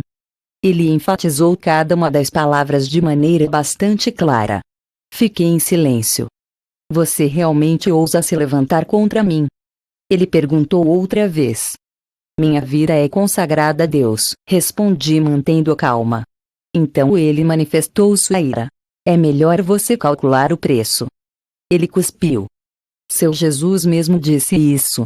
Então ele citou a seguinte passagem bíblica. Qual de vocês, se quiser construir uma torre, primeiro não se assenta e calcula o preço, para ver se tem dinheiro suficiente para completá-la? Pois, se lançar o alicerce e não for capaz de terminá-la, todos os que a virem rirão dele, dizendo: este homem começou a construir e não foi capaz de terminar. Ou, qual é o rei que, pretendendo sair à guerra contra outro rei, primeiro não se assenta e pensa se com 10.000 homens é capaz de enfrentar aquele que vem contra ele com 20.000? Se não for capaz, enviará uma delegação, enquanto o outro ainda está longe, e pedirá um acordo de paz. Lucas 14, 28, 32. Fiquei boquiaberta ao ouvir Satanás citar os versículos bíblicos palavra por palavra. Eu não seria capaz disso. É claro que Satanás conhece a Bíblia muito melhor do que nós. Você já calculou o preço? Satanás perguntou. Respirei fundo e respondi. Sim, Satanás, com a melhor das minhas capacidades matemáticas, eu já calculei o preço. Sei que eu mesma não tenho poder algum contra você. Mas simplesmente confio que o meu Senhor está no controle e que Ele me dará a graça necessária para suportar o que estiver por vir. Então, sim, Satanás, eu ouso me levantar contra você no nome e no poder do meu Senhor Jesus Cristo. Por um longo momento nós ficamos nos encarando em silêncio. Novamente, senti como se estivesse perdendo o equilíbrio e caindo diante daquele olhar penetrante. Em um movimento gracioso, Satanás se colocou de pé. Ele me olhou e disse: entenda isto. Tornarei sua vida um tormento e um sofrimento tão grande que você desejará nunca ter nascido. Abruptamente ele deu meia volta e dirigiu-se até o portão, abrindo e então desaparecendo. Fiquei lá sentada em estado de choque, impressionada que o sol continuasse a brilhar e os pássaros a cantar apesar do ocorrido. Senti como se minha vida tivesse mudado por completo em questão de segundos. Imediatamente após aquele incidente, mergulhei em uma profunda guerra que continua até os dias de hoje, quase 30 anos depois. Nunca mais vi Satanás até que perdi minha casa e minha licença médica. Um ano depois, ele apareceu para mim diversas vezes, sempre em forma física de um belo homem com cabelo negro, vestido em um terno branco. Ele sempre vinha quando eu estava no fundo do poço, sentindo-me desanimada e deprimida. Todas as vezes, ele me disse que eu era uma perdedora, uma fracassada total. Ele zombava de mim e sabia exatamente o que dizer para me fazer sentir uma completa desgraçada, mais do que na verdade já me sentia. Eu detestava vê-lo. Ele adorava fazer uma cena, sempre atravessando a parede ou uma porta fechada com o máximo de efeito. Eu imediatamente o repreendia em nome de Jesus e mandava que ele fosse embora, mas ele costumava responder que não era obrigado a sair porque ele mesmo havia pedido a Deus Pai para vir falar comigo. O Senhor confirmava em meu espírito que o que ele dizia era verdade. Implorei ao Senhor que parasse de dar a Satanás permissão para vir me atormentar, mas o céu parecia estar surdo para as minhas petições. Então, sempre que Satanás vinha, eu o mandava sair em nome de Jesus e, quando ele se recusava, eu tampava os ouvidos e começava a gritar versículos bíblicos com toda a força dos meus pulmões até ele ir embora. E claro que isso não me impedia de ouvir o que Satanás tinha a dizer, porque ele tem a incrível capacidade de colocar pensamentos em nossa mente, sem precisar necessariamente se comunicar através da palavra falada. No entanto, isso costumava deixá-lo irritado e o fazia ir embora mais rápido. Com o passar dos meses, aos poucos fui percebendo que eu estava na verdade concordando com o que Satanás dizia. Eu me sentia um completo fracasso. Havia perdido tudo e todos, estava morando em um abrigo e trabalhando em empregos chatos e medíocres para manter um teto sobre minha cabeça. Eu não tinha o suficiente para comer e sobrevivia à base de sanduíches de manteiga de amendoim porque conseguia pão e manteiga de amendoim de graça em uma igreja local que entregava alimento aos pobres. Todos haviam virado as costas para mim e acreditavam nas mentiras espalhadas a meu respeito. Eu não tinha esperança nem futuro. Todos os anos de trabalho duro dedicados aos meus estudos foram jogados por água abaixo da noite para o dia, sem direito à restituição. Comecei a afundar cada vez mais em desespero. Quando o Senhor me chamou para um ministério, as visitas de Satanás aumentaram em frequência e duração. Eu era deixada completamente drenada e em total desespero depois de cada uma delas, sem conseguir refutar o que ele dizia, pois minhas circunstâncias não eram mentira e não mudavam. Eu buscava desesperadamente a Deus em oração por uma solução de impedir que Satanás viesse, mas não era ouvida. Por fim, certa noite, bem tarde, Satanás adentrou minha casa com suas entradas espalhafatosas. Como sempre, eu o repreendi e mandei que ele fosse embora em nome de Jesus e, como de costume, ele me disse que não era obrigado a se retirar e continuou me dizendo o quanto eu era desprezível e insignificante. De repente, algo começou a crescer dentro de mim. Fui ficando furiosa e me levantei, tampei os ouvidos, olhei para Satanás e gritei: Satanás, pare em nome de Jesus. Espantado, ele parou, em total silêncio. Continuei: não estou desrespeitando você e você não vai continuar me desrespeitando. Sou uma filha do Rei, coerdeira com Jesus Cristo e ordeno que você me peça desculpa por todos esses insultos. Satanás ficou me encarando surpreso e então deu meia volta para partir. Imediatamente eu levantei minha mão e disse: Pai, peço-te que faça Satanás vir até aqui me pedir desculpas. Eu não estou desrespeitando, ele não tem o direito de me desrespeitar. Peço isso em nome de Jesus. Não via nenhum anjo, mas de repente soube que estavam ali. Lentamente Satanás começou a dar meia volta e a caminhar forçosamente em minha direção. Por um longo momento ficamos nos encarando. Tá, tudo bem, peço desculpas, ele disse com sarcasmo. Não, Satanás, não foi bom o bastante, eu disse. Me peça desculpas de joelhos. Você está falando com uma filha do Rei e coerdeira com Jesus Cristo.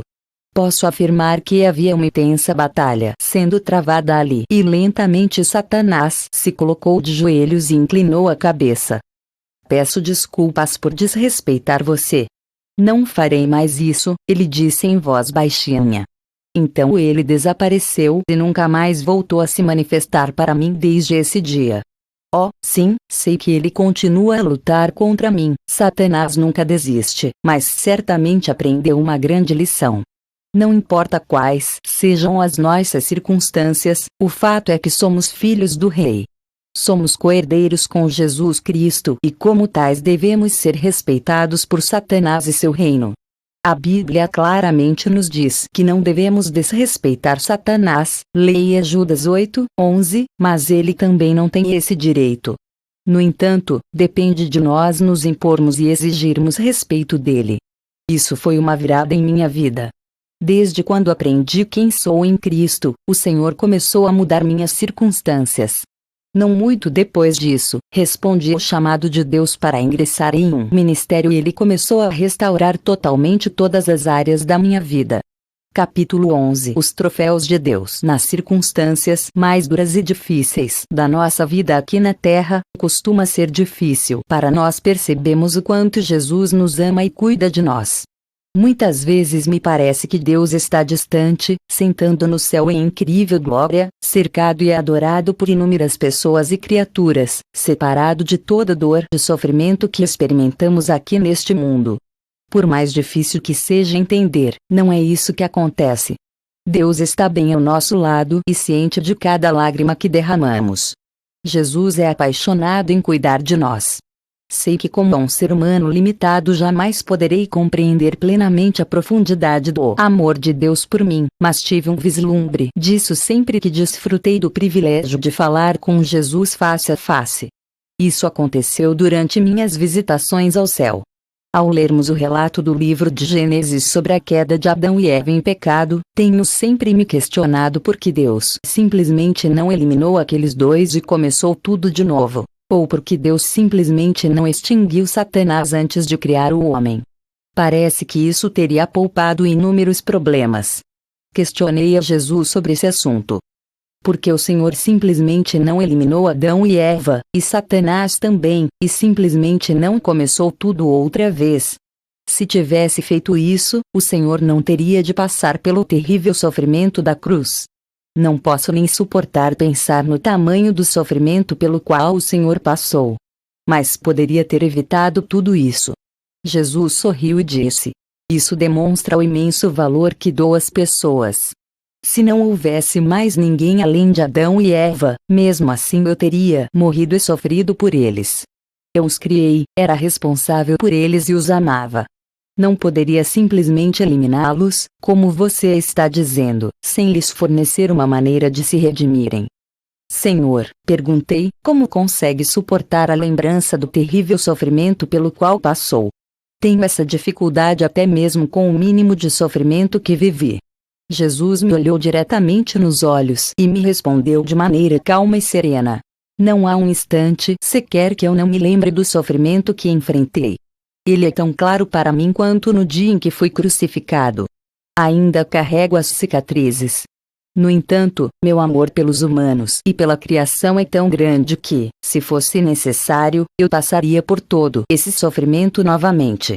Sim, eu faria tudo outra vez se fosse necessário." Fiquei boquiaberta com sua resposta. Até pode ser possível estar disposto a passar por todo aquele terrível sofrimento uma vez, mas estar disposto a passar por tudo aquilo outra vez se fosse necessário? Não duvidei por um segundo que fosse que o que Jesus estava me dizendo era a mais absoluta verdade, mas minha mente simplesmente não era capaz de conceber um amor tão grande a ponto de alguém estar disposto a passar pelo mesmo intenso sofrimento de antes se fosse necessário.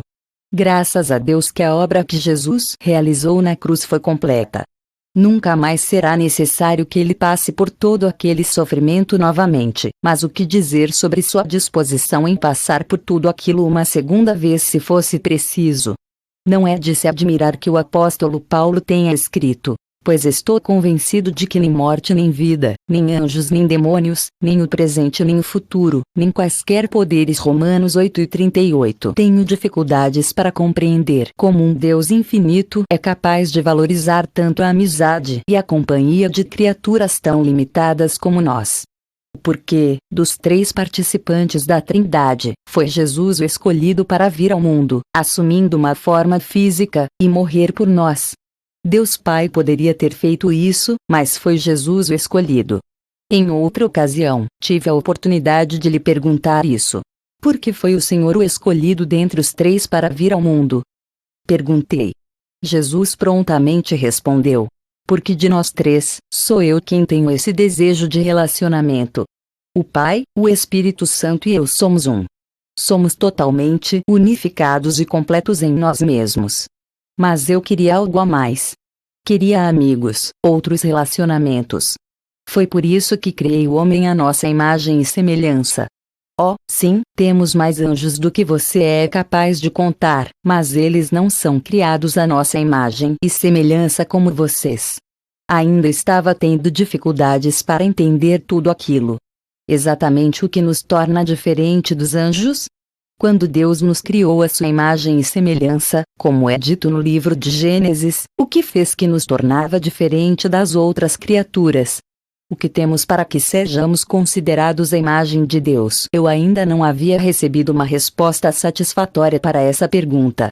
Achei que nunca compreenderei isso até chegar ao céu. Em outra ocasião, Jesus riu quando fiz essa pergunta, com a mais pura alegria que já vira. Você não compreende-o quando me deleito com a sua companhia. Mas, Senhor, eu disse, achei que ficasse entediado. Quero dizer, o Senhor é ilimitado e conhece os nossos pensamentos de até mesmo antes de nós. Que graça pode ter em se relacionar conosco? Bem, Jesus disse pensativo, há somente um de nós. Então a única forma de termos mais companhia é criando-a. O amor é para ser compartilhado. Quanto mais criaturas temos, mais compartilhamos nosso amor e mais alegres ficamos. Eu não fico parado pensando sobre o que você irá pensar ou dizer nos próximos minutos. Apenas aproveito o presente. Vivo fora do tempo, então estou sempre no presente. Escolhi me identificar com a raça humana por toda a eternidade. Tenho um corpo de carne e osso como o de vocês, assim como será o corpo glorificado de vocês. O Pai e o Espírito Santo não escolheram fazer o mesmo, mas eu sim, porque almejo esse relacionamento. Sempre desejei passar a eternidade com vocês. Chacoalhei a cabeça de admiração, tentando conceber em minha pequena mente como esse Deus infinito poderia gostar de se relacionar comigo, com nós, humanos. Mas, Senhor, simplesmente não consigo entender por que o Senhor não extinguiu Satanás antes de nos criar. O Senhor poderia ter se poupado de muitos problemas e sofrimentos. Adão e Eva provavelmente não teriam caído em pecado se Satanás não os tivesse tentado. Olhe só todo o mal que ele trouxe para sua perfeita criação. Por que o Senhor permitiu que ele a tocasse? Porque, como diz minha palavra, vocês são meus troféus, foi o que Jesus respondeu, rindo de pura alegria ao ver minha expressão, demonstrando não estar entendendo nada. Tudo bem, o que é um troféu? Vocês, humanos, adoram ganhar troféus. Bem, tentei ordenar meus pensamentos. Um troféu é algo que ganhamos como um memorial de uma grande conquista, quando ganhamos uma batalha ou um campeonato. Então nós o colocamos sobre uma prateleira para que, sempre que o virmos, nos lembremos da vitória alcançada. Ele também é a prova de que fomos os vitoriosos para aqueles que não puderam testemunhar pessoalmente a disputa, como as medalhas de ouro e prata que os atletas conquistam nas Olimpíadas. Parágrafo. Bem, está correto, Jesus disse. Mas vocês têm enorme prazer em mostrar aos outros o seu troféu, certo? Quando alguém olha o seu troféu, ele não está simplesmente admirando o troféu em si, mas a conquista que você realizou para consegui-lo. Sim, é verdade, concordei. Se formos sinceros, nossa maior satisfação é quando os outros admiram o que conquistamos. Pode até soar meio mal, ou errado, como se fosse uma atitude soberba ou orgulhosa, mas é o que acontece. Oh, não, você está errada. Não há nada de mal com você se sentir realizada ou feliz por algo bom que tenha conquistado. Se você tem algum troféu referente a algum mal que tenha praticado, aí sim é pecado, mas em geral os troféus significam a conquista de algo bom. Satanás quer roubar qualquer prazer que vocês tenham nas coisas boas que trabalham duro para conquistar, mas eu me deleito com elas juntamente com vocês, ou ainda mais. Jesus continuou. Compreenda que eu também tenho os meus troféus e me alegro muito com eles. Vocês são os meus troféus. Acho que não estou entendendo, Senhor. Poderia por favor me explicar? Certamente. Está tudo em minha palavra. Então ele lançou a seguinte passagem bíblica em minha mente. Todavia, Deus, que é rico em misericórdia, pelo grande amor com que nos amou, deu-nos vida com Cristo, quando ainda estávamos mortos em transgressões, pela graça vocês são salvos. Deus nos ressuscitou com Cristo e com Ele nos fez assentar nos lugares celestiais em Cristo Jesus, para mostrar, nas eras que hão de vir, a incomparável riqueza de sua graça, demonstrada em sua bondade para conosco em Cristo Jesus. Pois vocês são salvos pela graça, por meio da fé, e isto não vem de vocês, é dom de Deus. Efésios. Entenda que, como você aprendeu sobre o que estará fazendo durante a eternidade, veja o capítulo seguinte: no futuro, no porvir, eu criarei muitos novos mundos e raças de criaturas. Os humanos serão os meus troféus para que todas as criaturas possam admirar. Todos olharão para vocês e verão quanto minha graça é preciosa e grandiosa. Por causa dela, vocês existem e residem como meus co-governantes. Por causa dela, vocês compartilharão da minha glória e riquezas no céu por ter ido ao mundo, sofrido e pago o preço pelos seus pecados. Essas futuras criaturas verão em vocês uma demonstração da minha graça que não perceberiam de outra maneira. Assim como vocês na terra contam aos outros o que fizeram para ganhar um determinado troféu, da mesma forma contaremos às futuras raças de criaturas o que fiz para conquistar vocês. Elas olharão para vocês e aprenderão uma lição importante e maravilhosa sobre a glória da minha graça. Foi por isso que não eliminei Satanás antes de criar os seres humanos. Oh, agora estou entendendo, exclamei. Da mesma forma que o Senhor revela muito de sua pessoa a nós através da atual criação que existe na Terra e no universo ao nosso redor, da mesma forma revelará de si as futuras raças de criaturas através de nós. Seremos algo que a futura criação poderá estudar para aprender mais sobre o Senhor, assim como aprendemos sobre sua pessoa através da criação que existe hoje em nosso mundo. Exatamente, Jesus disse. Como as futuras raças de criaturas não terão pecado porque Satanás estará exterminado para sempre, poderão nos apreciar plenamente como seus criadores. O pai fica tão triste quando ouve os homens o chamarem de mãe, natureza em uma tentativa de negar nossa existência. Essa conversa me deu muito sobre o que refletir. Pense nisso. No futuro, durante a eternidade, você será uma demonstração, um troféu, para outras criaturas da grandeza da graça de Deus. Você nunca ficará cansado de relatar às outras criaturas como Jesus sofreu e morreu por nós, e como Ele nos resgatou das profundezas do pecado e nos deu uma vida nova e maravilhosa. Capítulo 12. Reinando com Cristo. Como comentei em um capítulo anterior, certo dia eu estava conversando com Joshua, meu principal anjo guardião, quando ele fez o comentário de que, depois que eu chegasse ao céu, ele seria meu servo, pois eu estaria extremamente ocupada e precisaria de toda a ajuda que pudesse conseguir. No entanto, fiquei tão frustrada porque ele desapareceu sem me dar maiores detalhes quanto ao que eu faria no céu. Sempre que eu tinha uma pergunta ardendo dentro de mim, acabava ficando sem resposta. E claro, isso me levou à palavra de Deus. O que estaremos fazendo durante a eternidade? Pesquisei e o Senhor me deu algumas revelações maravilhosas. Veja o que encontrei no livro de Filipenses. Não que eu já tenha obtido tudo isso ou tenha sido aperfeiçoado, mas prossigo para alcançá-lo, pois para isso também fui alcançado por Cristo Jesus. Prossigo para o alvo, a fim de ganhar o prêmio do chamado celestial de Deus em Cristo Jesus. Filipenses 13:12, 14. Que prêmio é esse a que o apóstolo Paulo se refere? Ele deixa claro que Jesus quer que alcancemos esse prêmio, tão valioso que Paulo passou toda sua vida em sofrimentos e lutas para obtê-lo. Esse prêmio é tão grande que vale passar a vida inteira tentando alcançá-lo.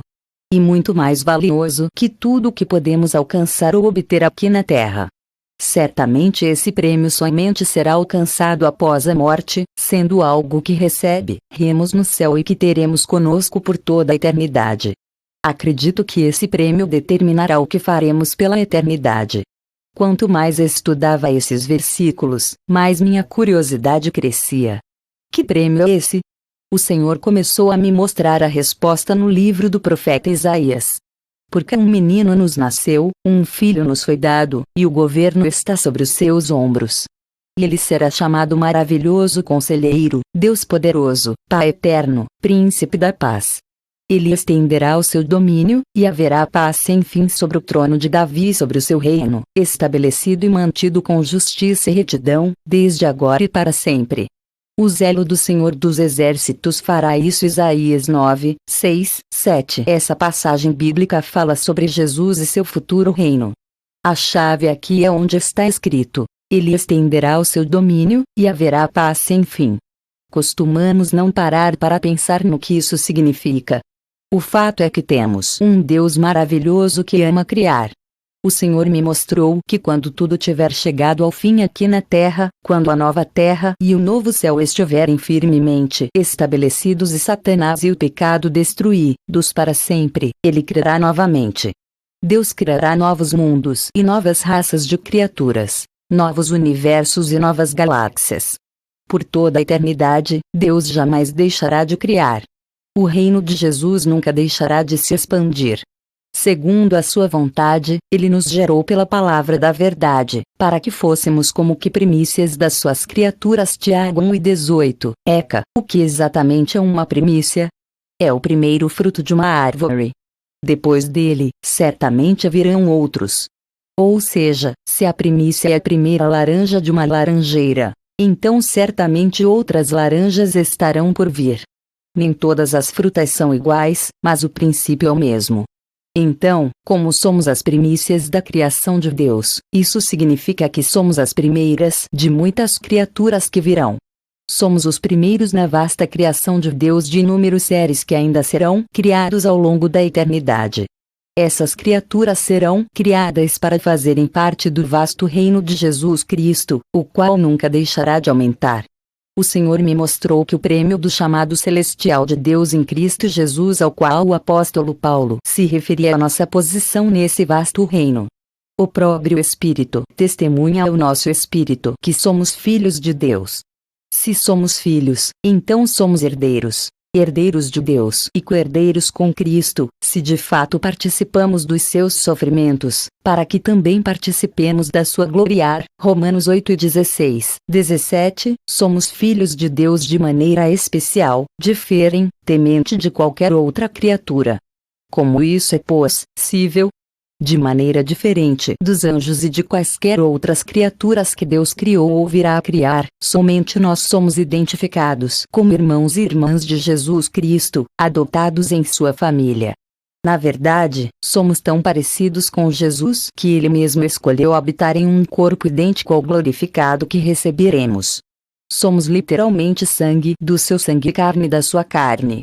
Amados, agora somos filhos de Deus, e ainda não se manifestou o que havemos de ser, mas sabemos que, quando Ele se manifestar, seremos semelhantes a Ele, pois o veremos como Ele é. E João 3:2, aquele que é capaz de fazer infinitamente mais do que tudo o que pedimos ou pensamos, de acordo com o seu poder que atua em nós, a Ele seja a glória na Igreja e em Cristo Jesus, por todas as gerações, para todo sempre. Amém. Filipenses 13:20, 21. Ele lhes disse: Por que vocês estão perturbados e por que se levantam dúvidas no coração de vocês? Vejam as minhas mãos e os meus pés. Sou eu mesmo. Toquem-me e vejam. Um espírito não tem carne nem ossos, como vocês estão vendo que eu tenho. Tendo dito isso, mostrou-lhes as mãos e os pés. E por não crerem ainda, tão cheios estavam de alegria e de espanto, ele lhes perguntou: Vocês têm aqui algo para comer? Deram-lhe um pedaço de peixe assado, e ele o comeu na presença deles. Lucas 24, 38, 43. Essas passagens bíblicas nos mostram claramente que Jesus ainda habita em um corpo físico de carne e sangue. Trata-se de um corpo glorificado que tem todas as habilidades do Espírito, mas é o mesmo corpo que receberemos para vivermos na eternidade. Nosso corpo glorificado será exatamente como o no qual Jesus habita. Um corpo físico que Jesus demonstrou ser capaz de comer e beber. Nenhuma outra criatura na eternidade terá um corpo como o nosso nem estará tão intimamente identificada com Jesus. Somente os seres humanos serão considerados os verdadeiros filhos de Deus, assim como co-herdeiros com Jesus Cristo. O que significa ser um co-herdeiro? Esta palavra é digna de confiança. Se morremos com Ele também viveremos. Se perseveramos, com Ele também reinaremos. Se o negamos, Ele também nos negará. Se somos infiéis, Ele permanece fiel, pois não pode negar-se a si mesmo. e Timóteo 2:11-13. João às 7 igrejas da província da Ásia. A vocês, graça e paz da parte daquele que é, que era e que há de vir, dos 7 Espíritos que estão diante do seu trono, e de Jesus Cristo, que é a testemunha fiel, o primogênito dentre os mortos e o soberano dos reis da terra. Ele nos ama e nos libertou dos nossos pecados por meio do seu sangue, nos constituiu reino e sacerdotes para servir a seu Deus e Pai. A ele sejam glória e poder para todos sempre. Amém. Apocalipse 1:4-6. Esses 2 trechos bíblicos nos revelam o prêmio. O prêmio é a posição que teremos na eternidade.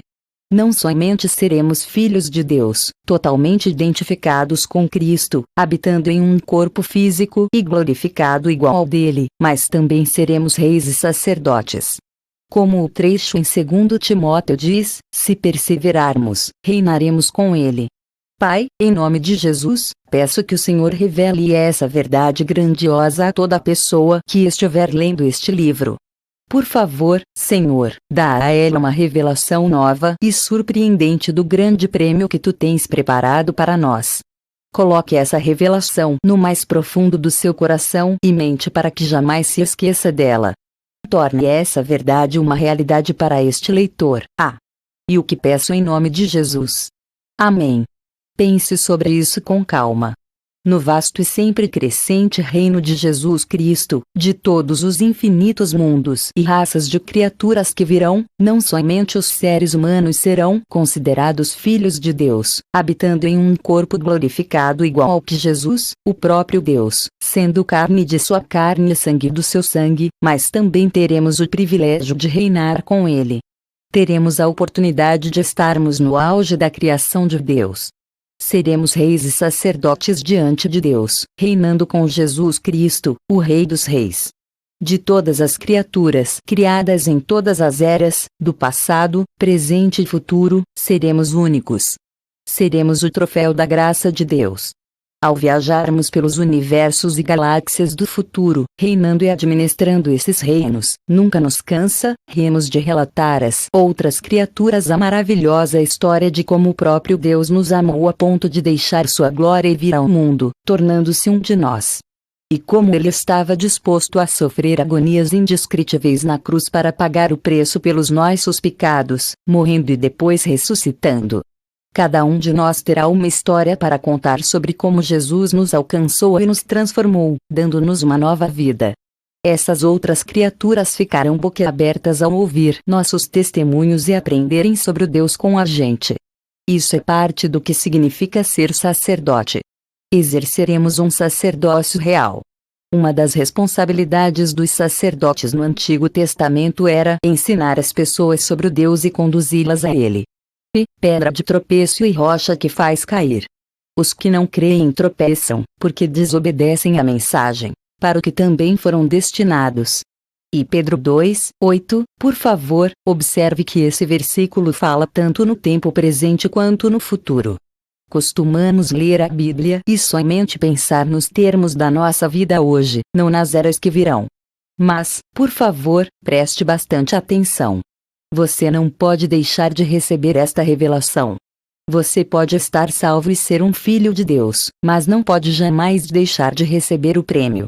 O trecho em 2 Timóteo nos diz que se não guardarmos a fé e perseverarmos, não seremos parte da classe dominante. Os salvos que não perseverarem continuarão sendo filhos de Deus, mas não reis e sacerdotes.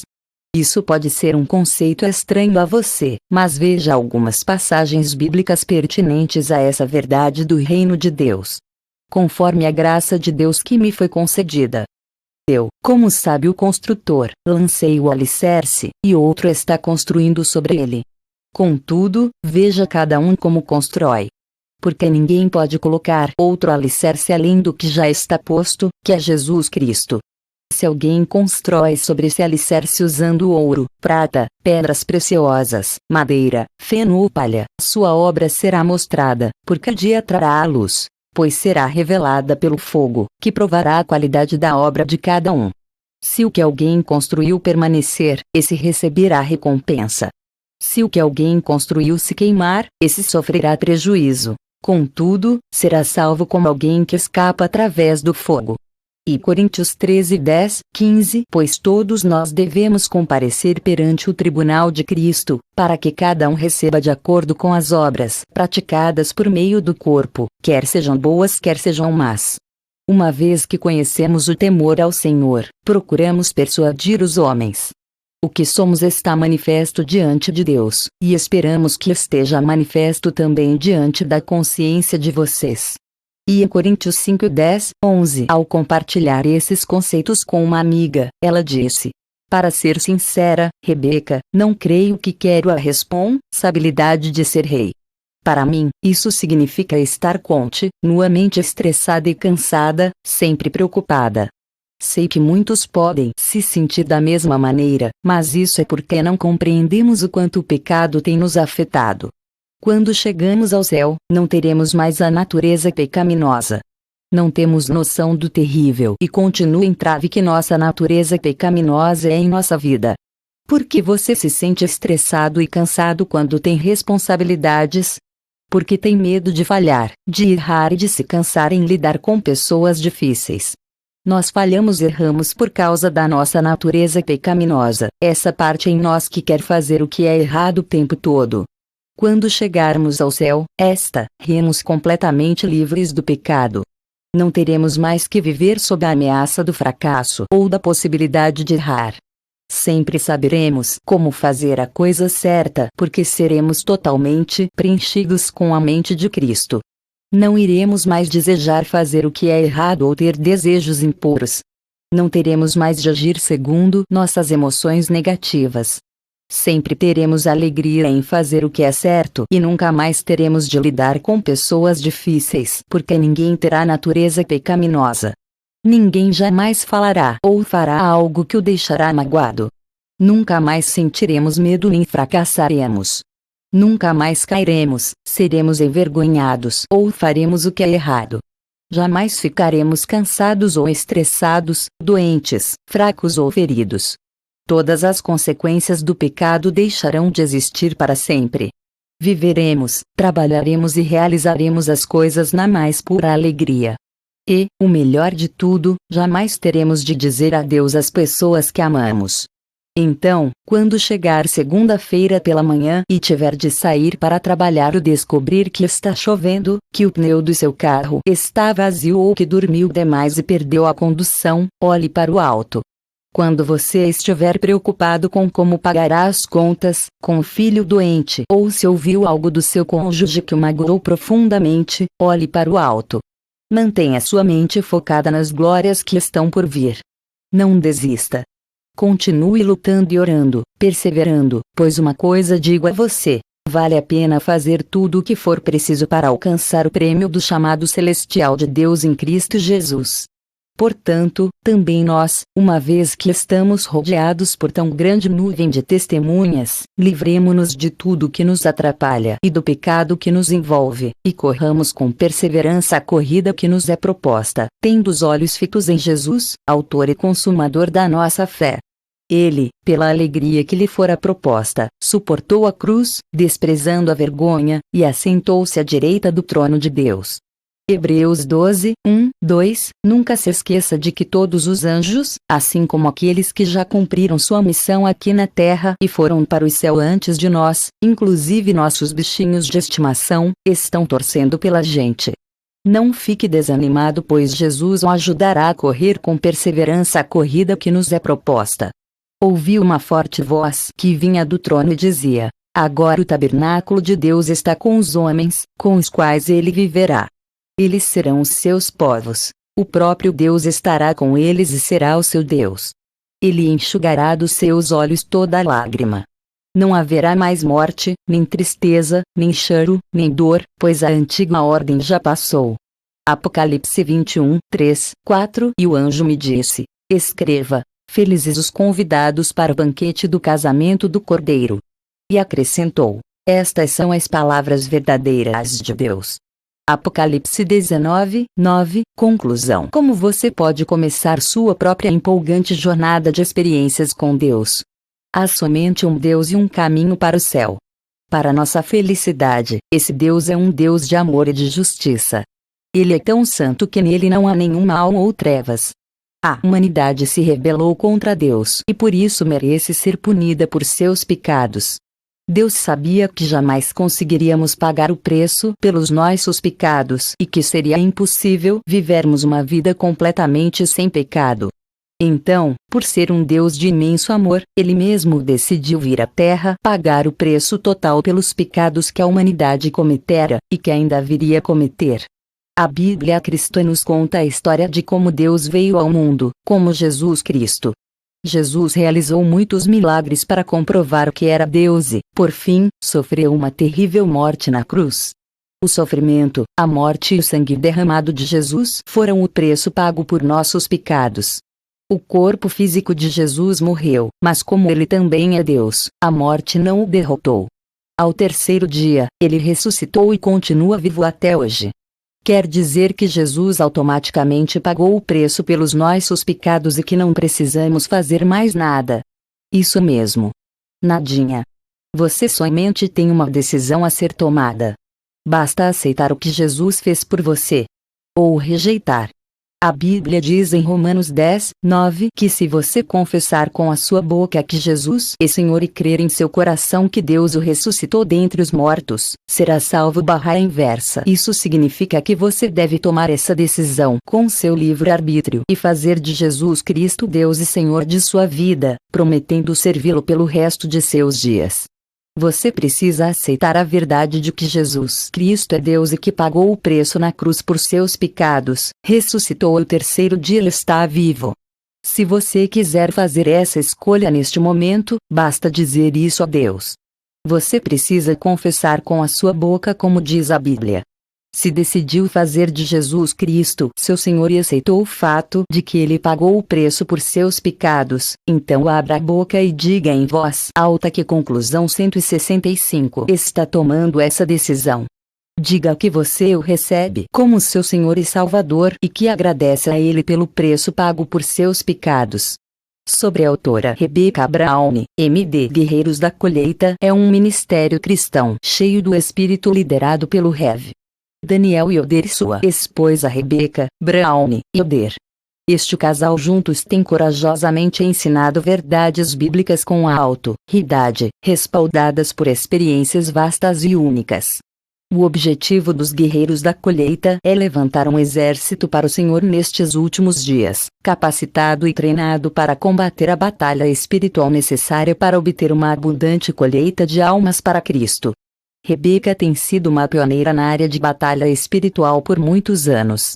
Ela é uma mestra com a habilidade de apresentar conceitos difíceis em uma maneira fácil de entender. Ela tem sido sábia em exortar e encorajar, assim como uma experiente guerreira. Seu ministério poderosamente leva as pessoas a um relacionamento pessoal e ativo com Cristo. Rebecca tem ministrado a milhares de pessoas através de seus livros, seminários e aconselhamento pessoal. Sua vasta experiência através de encontros pessoais tem dado credibilidade excepcional a seus ensinos. Ela tem um entendimento profundo das táticas e armas do reino de Satanás que poucos possuem. Ela tem um dom do Senhor para ensino. Combinado com seu desejo ardente de conhecer e experimentar de Deus, ela tem mudado a vida de pessoas ao redor do mundo. Deus também tem dado a Rebecca um dom para ser transmitido, uma vontade tremenda de conhecer a Deus pessoalmente. Seus livros e seminários continuamente elevam milhares de pessoas a andarem com Deus. O comentário número 1 das pessoas que levam os livros de Rebecca é que suas vidas foram mudadas e revolucionadas a caminhar pessoal com Deus. Ele ensina de forma a dar respostas práticas aos muitos problemas que as pessoas enfrentam. Ela acredita que o cristianismo é muito mais do que apenas doutrina ou teoria. Ele deve fornecer soluções práticas que as pessoas possam aplicar para resolver seus problemas. Enquanto tem muitos autores cristãos que escrevem sobre ocultismos e batalha espiritual, poucos têm a extensa experiência de Rebecca. Em mais de 20 anos de ministério, Doutora Brown tem ajudado muitas pessoas a saírem do satanismo e todos os tipos de práticas ocultas, incluindo a filosofia nova era, para um relacionamento pessoal com Jesus Cristo. Rebeca é uma habilidosa guerreira. Seus ensinamentos abrem o entendimento de seus ouvintes ou leitores para a realidade do mundo espiritual e torna o complicado assunto de batalha espiritual fácil de entender. A doutora Rebecca Brown é a autora dos 3 livros bem vendidos Ele Veio para Libertar os Cativos, Prepare-se para a Guerra e Vaso para a Honra.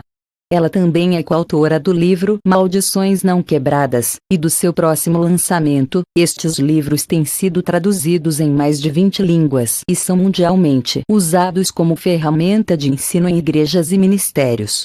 Seu advogado é sempre procurado por profissionais de diferentes áreas que utilizam seus livros em várias aplicações da lei. Juntos, Daniel e Rebecca são uma tremenda equipe que pratica e ensina uma vida de disciplina no estudo da Bíblia e obediência à palavra de Deus. Eles têm levado poder, cura, liberdade e estabilidade a muitos.